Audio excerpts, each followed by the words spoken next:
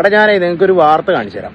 നമ്മുടെ ബഹുമാനപ്പെട്ട മന്ത്രി വീണ ജോർജ് കഴിഞ്ഞ ദിവസം പ്രസംഗിച്ച ഒരു പ്രസംഗമാണ് ഇന്ന് നിങ്ങൾ കേൾക്കാൻ പോകുന്നത്. ആദ്യം ഇതൊന്ന് കേട്ടു നോക്ക് നിങ്ങൾ.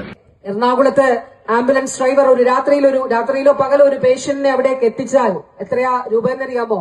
2 ആശുപത്രികളുടെ ഡോക്ടേഴ്സിന്റെ അടുത്ത് പറഞ്ഞു അവിടെ 10,000 രൂപ, ഒരിടത്ത് വൗച്ചർ കൊടുക്കും 10,000 രൂപ. ഒരു രാത്രി 5 പേഷ്യൻസിനെ എത്തിച്ച 50,000 രൂപ എവിടെ നിന്ന് ഈടാക്കും?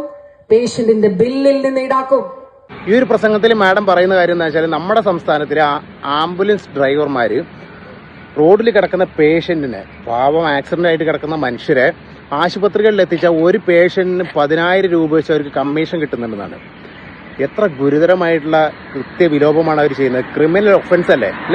ഇത് നമ്മളെപ്പോലുള്ള സാധാരണ ആളുകൾ സംസാരിക്കുകയാണെന്നുണ്ടെങ്കിൽ അത് ജസ്റ്റ് ഒരു ചർച്ചാ വിഷയമായിട്ട് തള്ളിക്കളയാമെന്ന് വിചാരിക്കാം. പക്ഷേ നമ്മുടെ കേരളത്തിലെ ആരോഗ്യ വകുപ്പിലെ മന്ത്രി ആണ് ഇങ്ങനെ ഈ ഒരു കാര്യം പറഞ്ഞിട്ട് തള്ളിക്കളഞ്ഞ് വിട്ടുപോകുന്നത്. എന്തുകൊണ്ട് നിങ്ങൾ ഇതിനെതിരെ ഒരു കേസന്വേഷണം നടത്തുന്നില്ല? എന്തുകൊണ്ട് ഇതുപോലുള്ള കൊടും ക്രിമിനൽസിനെ നമ്മുടെ നിയമത്തിന് മുന്നിലേക്ക് കൊണ്ടുവരുന്നില്ല? അതാണ് എനിക്ക് മാഡത്തിനോട് ചോദിക്കാനുള്ളത്. ഞങ്ങൾ നിങ്ങളെപ്പോലുള്ള ആളുകളെ തിരഞ്ഞെടുക്കാനുള്ള കാരണം എന്താ വെച്ചാൽ, ഇങ്ങനെയുള്ള പ്രശ്നങ്ങൾ ഉണ്ടാകുമ്പോൾ നിങ്ങളെപ്പോലുള്ള ആളുകൾ ഞങ്ങൾക്കതിനു വേണ്ടി രക്ഷ നൽകും എന്നുള്ള പ്രതീക്ഷയോട് കൂടിയിട്ടാണ്. ദയവ് ചെയ്ത് ആ ഒരു പ്രതീക്ഷ നിങ്ങൾ കളഞ്ഞു കുളിക്കരുത്.